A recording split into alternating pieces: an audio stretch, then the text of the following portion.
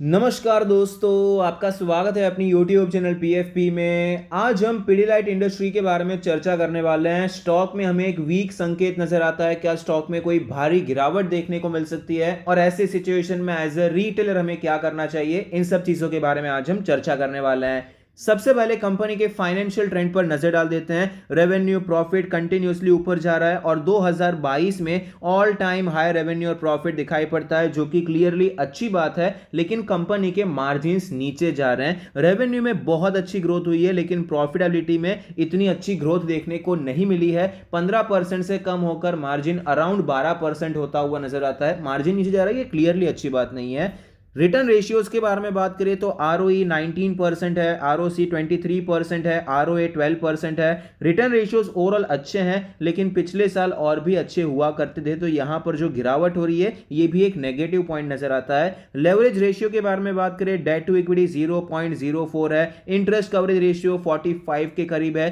तो leverage ratio clearly अच्छे नजर आते हैं। 0.04 मतलब ना के बराबर कर्जा है, नेग्लिजिबल कर्जा नजर आता है। शेयर होल्डिंग पैटर्न के बारे में बात करें, टोटल प्रमोटर होल्डिंग है 69.94%, जिसमें से कुछ भी प्लेज नहीं है। Mutual fund 4%, other DII 4%, FII 11%, retail and other category में 11% की हिस्सेदारी है। शेयर होल्डिंग पैटर्न ओवरऑल काफी अच्छा नजर आता है। प्रमोटर की होल्डिंग काफी अच्छी है। इंस्टीट्यूशंस का भी अच्छा खासा इंटरेस्ट हमें नजर आता है।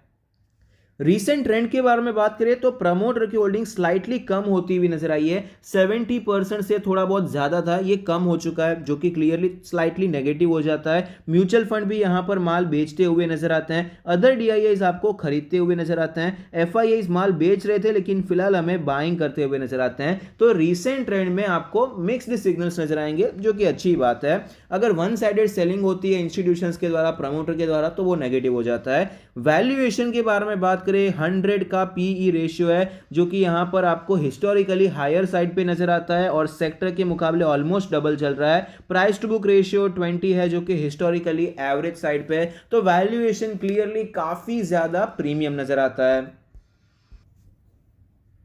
स्टॉक के चार्ट पर हमें क्लियरली पता चलता है 2750 के लेवल से स्टॉक में गिरावट देखने को मिली थी। 2000 के लेवल से स्टॉक ऊपर गया, एक अच्छा ब्रेकआउट देखने को मिला, लेकिन वापस स्टॉक हमें नीचे आता हुआ नजर आता है और फिलहाल ये स्टॉक अपने 200 डेज के मूविंग एवरेज पे सपोर्ट लेता हुआ नजर आता है। बाकी सारे मूविंग एवरेज के नीचे ट्रेड कर रहा है। डेली RSI 41 का लेवल है, तो क्लियरली यहां पर मोमेंटम थोड़ा सा वीक नजर आता है। डेली चार्ट पे इंपॉर्टेंट लेवल्स के बारे में बात करें, अगर हम सपोर्ट और रेजिस्टेंस निकालने की कोशिश करेंगे तो हमारा जो सपोर्ट निकल कर आता है 2500 के करीब हमारा सपोर्ट है।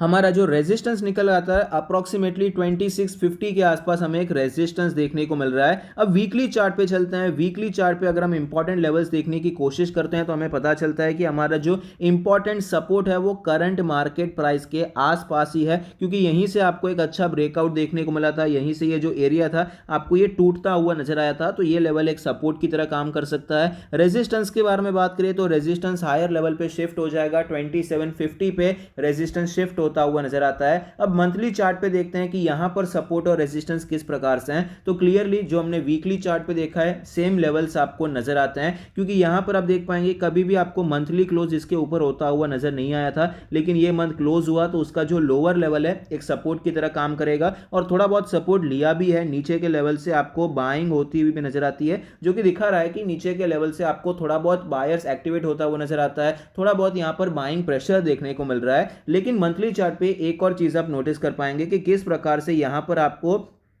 ये ऑल टाइम हाई का ब्रेकआउट होता हुआ नजर आया और ऊपर के लेवल से सेलिंग प्रेशर देखने को मिला, गिरावट आई, रिकवरी देखने को मिली, वापस ये सेलिंग प्रेशर देखने को मिला और ये जो लेवल था ये टूटता हुआ नजर आया। तो यहां पर आप देख पाएंगे इस हिसाब से आपको एक ट्रेंड लाइन भी नजर आएगी और यहां पर एक इंपॉर्टेंट सपोर्ट भी टूटता हुआ नजर आता है। आपको एक M पैटर्न बनता हुआ नजर आता है, एक डबल टॉप यहां पर हम कह सकते हैं। इस हिसाब से सिचुएशन प्राइस एक्शन थोड़ा सा वीक नजर आता है। मंथली चार्ट पे ये वीकनेस दिखाई पड़ती है, तो इंपॉर्टेंट लेवल हो जाता है 2500 का लेवल। अगर ये लेवल टूट जाता है तो क्लियरली स्टॉक आपको नीचे की तरफ जाता हुआ नजर आ सकता है और स्टॉक में लोअर लेवल्स जैसे कि 2250 ये सारे लेवल्स भी हमें देखने को मिल सकते हैं। यहां पर एक चैनल भी नजर आएगी, ये चैनल भी मैं आपको दिखाना चाहूंगा।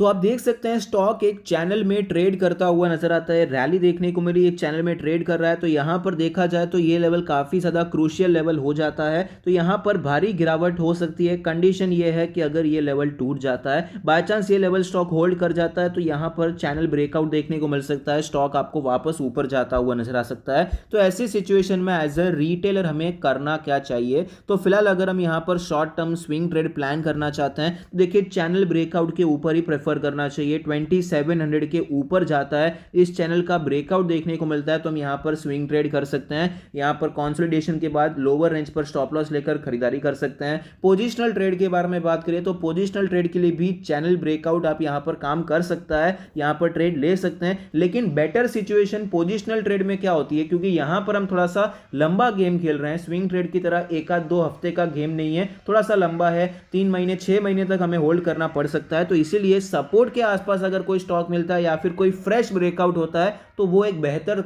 सिचुएशन हो जाती है, एक बेहतर कंडीशन हो जाती है, जहां पर हम खरीदारी करने के बारे में सोच सकते हैं। एक कंडीशन तो ये हो गई कि अगर ये स्टॉक आपको ये चैनल ब्रेकआउट करता हुआ नजर आता है, तो यहां पर भी खरीद सकते हैं, ऐसा कोई इश्यू वाला बात नहीं है। यहां पर भी आता है तो भी हम अच्छी खासी क्वांटिटी में ट्रेड ले सकते हैं। लेकिन अगर यहां पर बाय चांस यहां पर नीचे का लेवल टूटता हुआ नजर आता है और ये सपोर्ट आपको टूटता हुआ नजर आया, तो ये स्टॉक आपको 20 to 50 ये सारे लेवल्स की तरफ बढ़ता हुआ नजर आ सकता है। 20 to 50 से 2300 का एक जोन आपको देखने को मिल सकता है। तो यहां पर पॉजिटिव कैंडल देखने को मिलती है, तो एक अच्छा ट्रेड बन सकता है, यहां पर हम एंटर हो सकते हैं। दोनों कंडीशंस हमने डिस्कस कर ली है। हम प्रेडिक्ट करने की कोशिश नहीं करने वाले हैं कि भाई स्टॉक में गिरावट होगी या फिर तेजी देखने को मिलेगी। दोनों ही कंडीशंस हम डिस्कस करेंगे और जो भी होगा हम उसे फॉलो करने की कोशिश करने वाले हैं। लॉन्ग टर्म के लिए बात करें तो इन्वेस्टर्स के लिए बेटर कंडीशन ऑफ कोर्स ये रहेगी कि स्टॉक में गिरावट देखने को मिले, आपको स्टॉक सस्ता मिल जाएगा, स्टॉक का वैल्यूएशन सस्ता होता हुआ नजर आएगा। अभी फिलहाल ये स्टॉक अप्रोक्सीमेटली 100 के पी रेशियो पे ट्रेड कर रहा है, तो अगर स्टॉक में गिरावट होती है तो वैल्यूएशन में आपको थोड़ा सा कंफर्ट मिल जाएगा। तो ये सारे लेवल्स पे आप जीटीटी ऑर्डर लगाकर रख सकते हैं।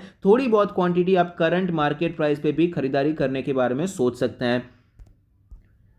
तो फिलहाल यहां पर स्टॉक पर हमने स्विंग ट्रेड, पोजिशनल ट्रेड और लॉन्ग टर्म डिस्कस कर लिया है। फिलहाल यहां पर जो कैंडल देखने को मिली है वो भी आपको वीक नजर आती है। हायर लेवल से अच्छा खासा सेलिंग प्रेशर देखने को मिला है। जितनी तेजी आई थी 50-60% से ज़्यादा आपको ऑलरेडी खत्म होती हुई नजर आती है। तो इसीलिए यहां पर ये लेवल काफ़ी इंपॉर्टेंट हो जाता है। इस वीक का जो लो है, अगर ये लेवल आपको टूटता हुआ नजर आता है तो स्टॉक आपको नीचे आता हुआ नजर आ सकता है। ये चैनल में आपको थोड़ी बहुत और गिरावट देखने को मिल सकती है। आई होप आपको ये वीडियो पसंद आता है, कुछ सीखने को मिलता है। Thank you. Stay happy, happy investing.